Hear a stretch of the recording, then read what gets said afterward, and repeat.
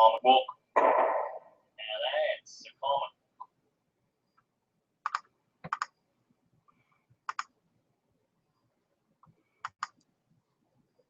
Hi, welcome to this week's episode of Comic Reviews. I'm really trying to get that intro to work.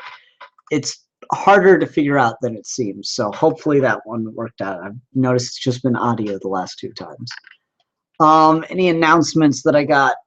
We finished up Geeky Gentleman Horror Month. You can go check out the latest episodes. There was a special episode posted on Halloween Day talking about horror and its relationship to budget. The last horror movie we reviewed was Stanley Kubrick's The Shining, and you can also go check out 2 special fan film reviews that were released last week. It's the first time someone's deleted a fan film because of one of our reviews, so there you go. Anyway, let's go ahead and get started with the last thing I read this week. Wow, I'm really low in the frame. With DC Comics Bombshells number 19. And this is an all Batgirls story. Let me just say as well that Geeky Gentleman History Month is beginning. And our first episode will be posted tomorrow, and it's a review of the first 2 arcs of DC Bombshells. Fan film reviews are being put on hold because there's just not enough material to cover, only focusing on period piece fan films or the Spawn 117. There's not enough stuff focusing on period piece fan films or holiday piece fan films. So we're putting those on hold, and we're just doing other extra review topics. Anyway, DC Comics Bombshells, still one of my favorite series. Though I will say I'm not in love with the Batgirl stuff. It's so tangential and as of yet has not heavily affected the main story. But that's not saying much because there's like 7 main stories, so you know. It's just fun. It's still like good, right? It's still well written. It's all done by the same writer, and she really knows what she's doing. It's still fun. I'm not sure if this character is meant to be Andrea Beaumont. Like, here's a look at the character when, like, they're all, you know, costumed up and stuff. And we got the cloak, we got the skull-ish looking mask, and we got the kind of hook weapon thing, right? And then we get a reveal that it's a woman by the name of Andrea Grunwald.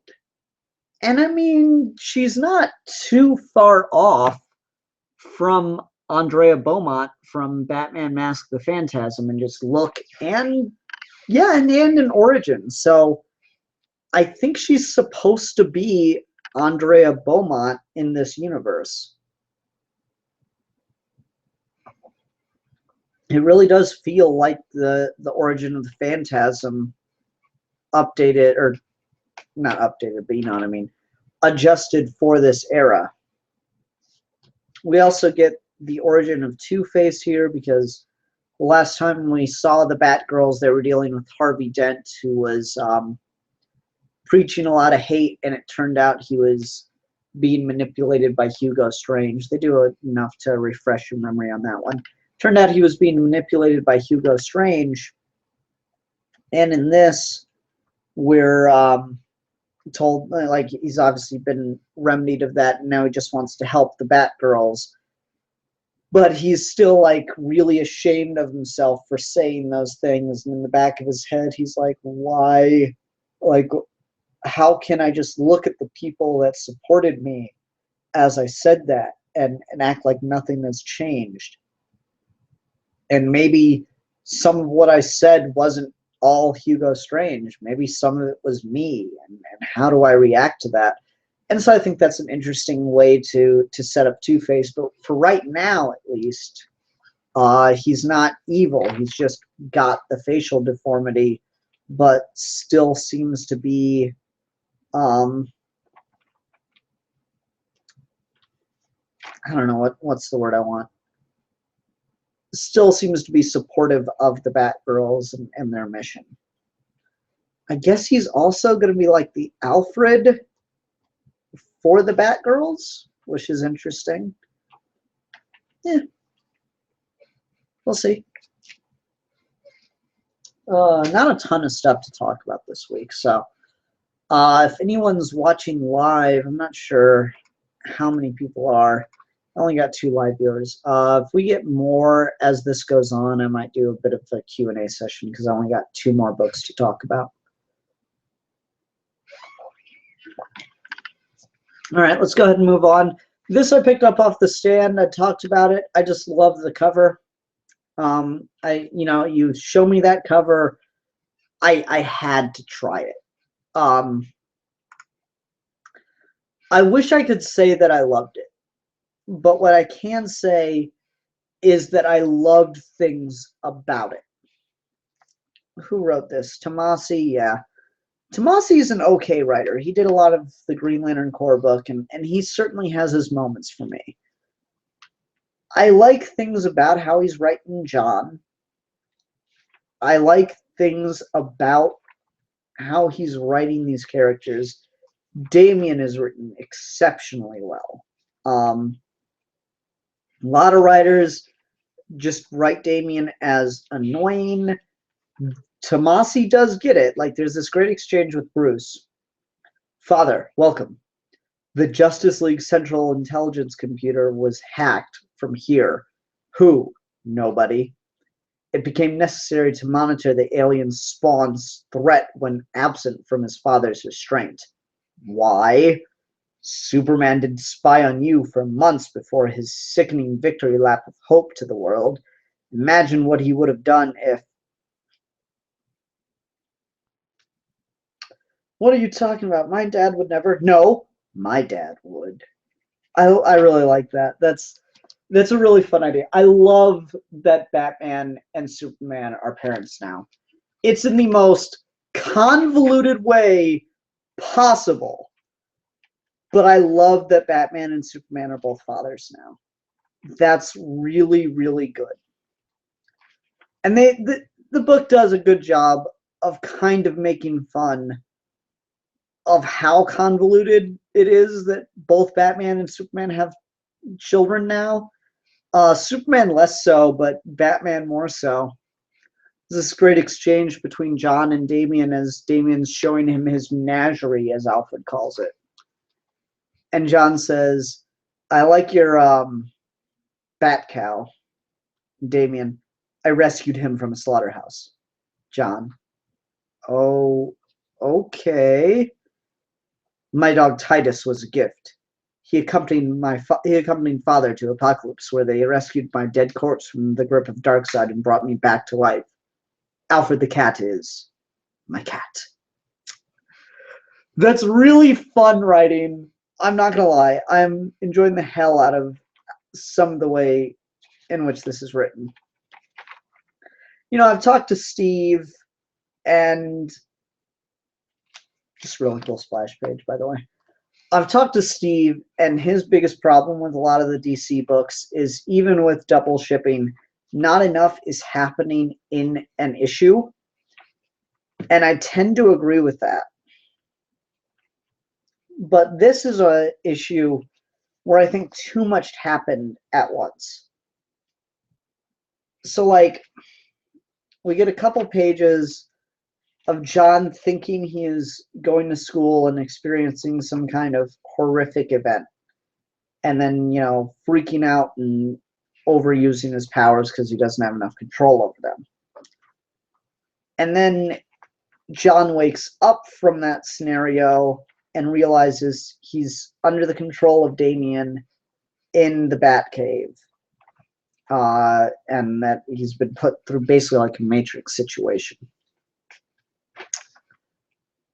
And then Batman shows up and wants him to stop and release John immediately before it's too late And then Superman bursts through the cave, mad as hell, laser eyes all out, and immediately wants to start fighting Batman. And like it's about to turn into a whole thing, but John's all cool about it. He's like, no, I really did learn something about myself here.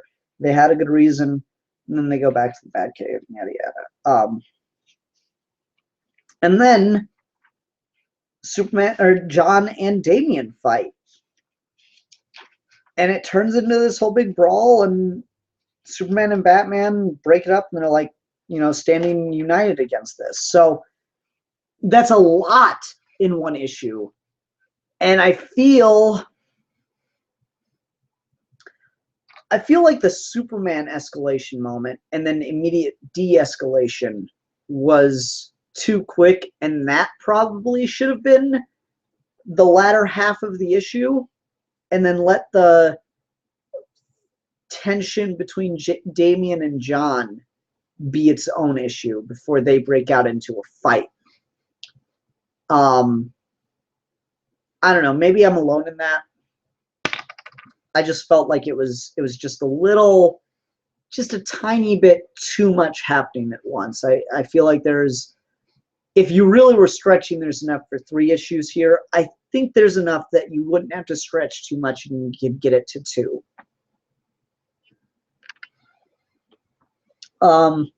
So I'm not in love with it, but I'm certainly in love with parts about it. And I just really, really like the idea of showing the different approaches that Batman and Superman have to raising a child. That is really, really brilliant for me. Yeah. So that's what I got. That's what I got for you.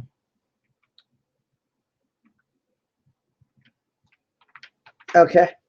Let's go ahead and go on to the final issue of the week. Batman number 10. Tom King. Tom King. Tom King, though. Oh, Tom King. You're so fucking good. I want to have Tom King's babies. And I got to pick Steve's brain about the repetition in this story. Because Batman has one speech that he keeps giving over and over and over again. I literally don't think he says anything else until the last few pages. I gotta look.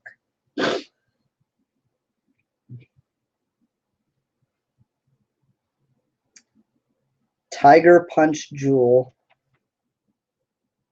Now we break his damn back. Yeah, so he has 3 lines that were not said throughout the rest of the issue. The rest of the issue, he seriously just says 3 things over and over again. And that is, Bane, I've come for Psycho Pirate. I need him to save someone who needs to be saved. Turn him over, I go away.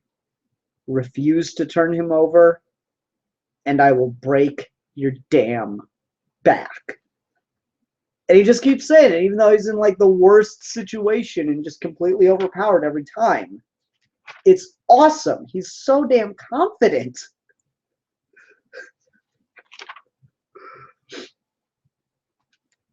And then there's Bane gives this really cool speech, and King is putting Bane and Batman on a relatively even playing field, which I quite like, because Bane is not on Venom. It's always kind of iffy on whether or not Bane's on Venom. Perhaps he'll go and get on Venom by the end of this. We'll see. Interesting juxtaposition.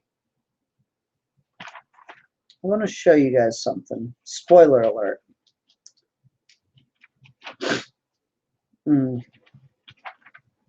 Okay. Because I know King likes playing with panels. Let's see here. 1, 2, 3, 4, 5, 6. Okay, so we get, and I wasn't quite sure what this moment is. I'm going to need to reread this. We get this moment of Bane saying he's not strong enough to lift Batman over his head and break his back again. Or bend him over his knee like that. So he does it on the ground. He puts him on the ground and like shoves his knee into his back. Then we have Batman do something later on that, like, he's climbing a wall, and I'm not quite sure what this moment is, but it's exactly 6 pages later, and it's a very similar pose for Batman. I'm not sure what King's getting at, but I feel like there's something there. You guys tell me if you're getting anything on that scene. Read it yourself. Let me know what you're thinking. I'm having a really hard time figuring it out. Maybe if I look at it from other angles. Because he's just basically putting himself into a very similar pose and cracking his back. I'm not sure what he's doing. Maybe it has to do with the way he's drawn in the poses beforehand?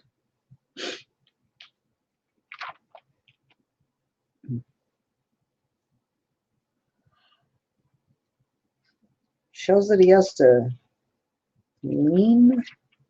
He's only able to punch with one hand. And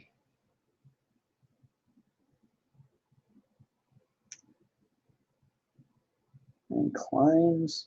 He's doing everything with one arm, not the other, in a lot of these panels. It's really interesting. King's doing something here. I'm not sure what. There's also a running inner monologue that starts out and it seems like it's going to be Bane. It's actually from Catwoman. It's like a letter or something to Bruce Wayne. Or Batman. And I really like the approach that he has to Catwoman, even with her being a murderer. The idea of her past is that she was in an orphanage in Gotham that was burned down by a terrorist group, and like 200 people died. And so she spent years tracking down every single member of that group and killing them with the cat claw like weapon.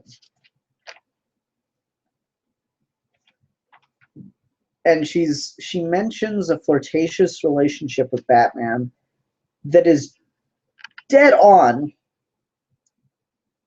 for how I like to think of Batman and Catwoman's relationships. Hold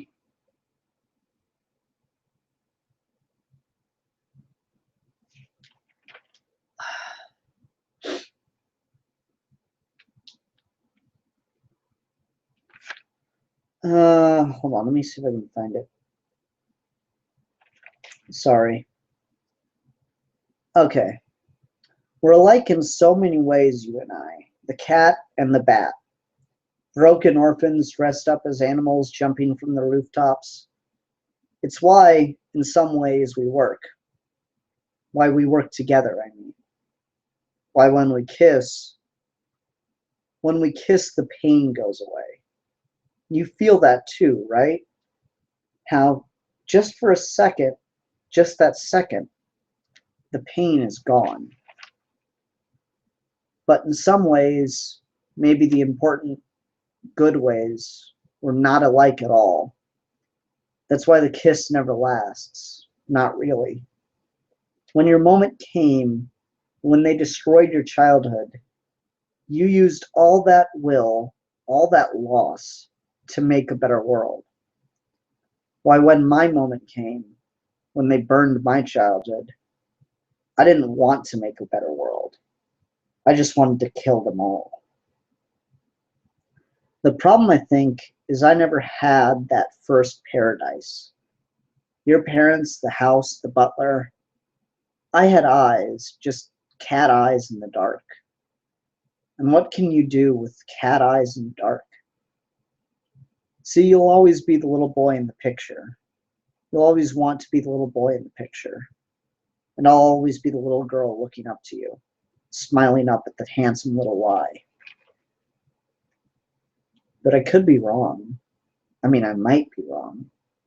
There still might be some small hope for us. Someday, maybe you too will forget the better world. Maybe you too will stop feeling the love left behind and just feel left behind. And then maybe then the kiss will finally last. I really like that.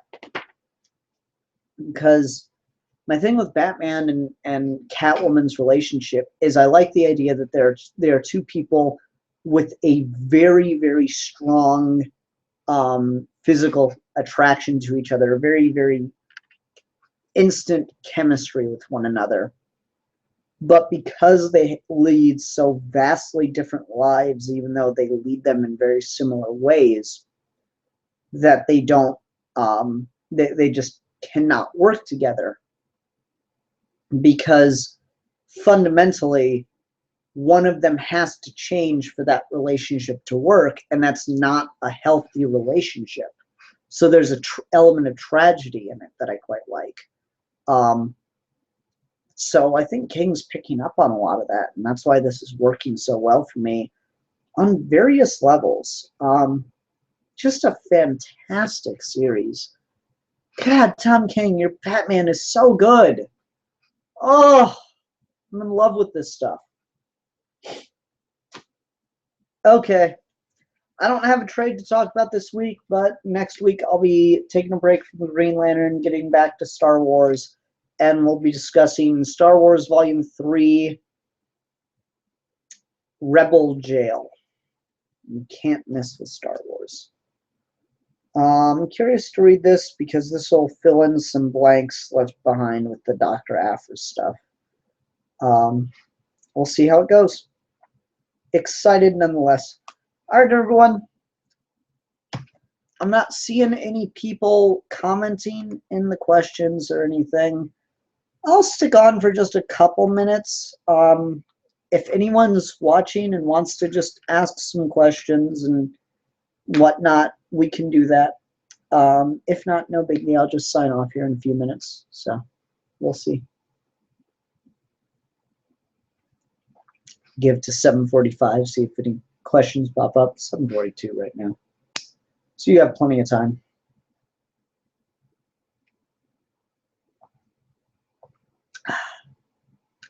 Looks like we just got a new watcher. Leave questions if you want. I'm done with comic reviews, but I'll do a Q&A for a couple minutes if anyone wants. How do I feel about the fall of the Roman Empire? I actually did a series of tweets a couple months back just outlining my thoughts on empires and why imperialism as a concept is doomed to fail. So you can go look up the tweets if you want a more comprehensive, lucid, laid out version of it. But the quick version is empires, by their very nature, teach people to be greedy and destructive and to take from others what they want for themselves. And the Roman Empire taught its people to do that and collapsed because of loyalty, military loyalty to leaders as opposed to the state and just the betterment of the society. The people in the military thought that they could get paid more, get better benefits, I guess I'll call it, by just being loyal to their generals than they would if they were loyal to the state of Rome. So, and the Roman leaders that kept constantly plunging the empire into civil war wanted to rule Rome, obviously. So I like to think that Rome got the leaders it deserved.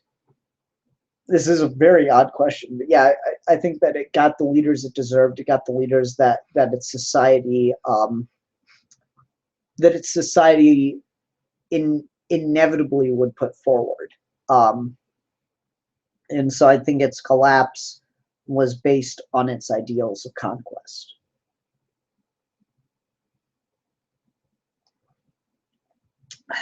Anything else? Kick around for another minute.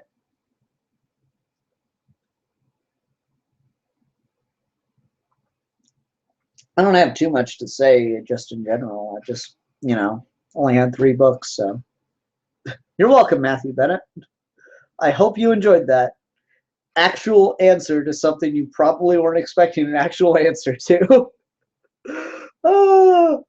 I don't know. It might be an interesting topic for History Month, just talking about empires. I'm excited for History Month. I really enjoy it. It just gets to be, me talking about world history, and that's something I always find very fascinating. History was always a subject I was just very naturally good at, and if I didn't go into philosophy and couldn't go into creative writing because my school didn't have a program, I could very easily have seen myself going into history. I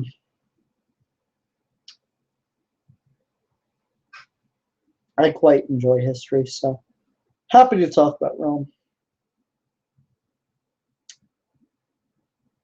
Oh well. I'm not seeing any other questions from people. That's okay. For those of you watching this after the fact, come live, and if I don't have too many books, I'll do a Q&A after, just for shits and grins, as it were. That'll do it for this week's episode of Comic Reviews, though. Thank you, everyone, very much for watching.